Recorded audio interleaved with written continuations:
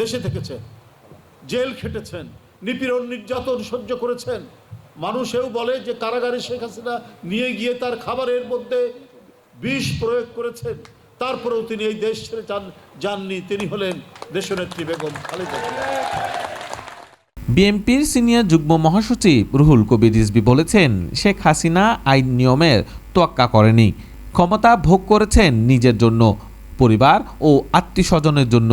স্বর্ণ কিনে মজুত করেছেন তার লোকজন। দেশের ব্যাংক লুট করে পাচার করেছে।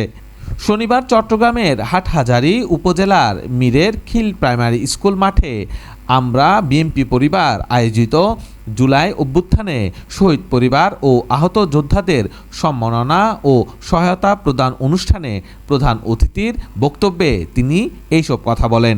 তিনি বলেন, বেগম খালেদা জিয়া শত নির্যাতন নিপীড়নের শিকার হয়েও দেশ ছাড়েনি।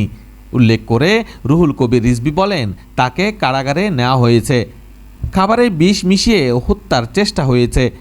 বিগত সময়ে দুনিয়া থেকে সরিয়ে দিতে সব চেষ্টা হয়েছে, তারপরও খালেদা জিয়া জনগণকে ছেড়ে যায়নি।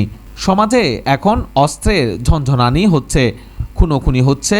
উল্লেখ করে রিজভী বলেন, সরকার আইন শৃঙ্খলা নিয়ন্ত্রণে কঠোর হলে এ হত্যা খুন হতো না।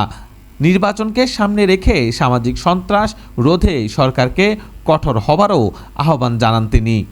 এদেশের এক মহিষী মহিলা, যিনি অনেক রক্তচক্ষুর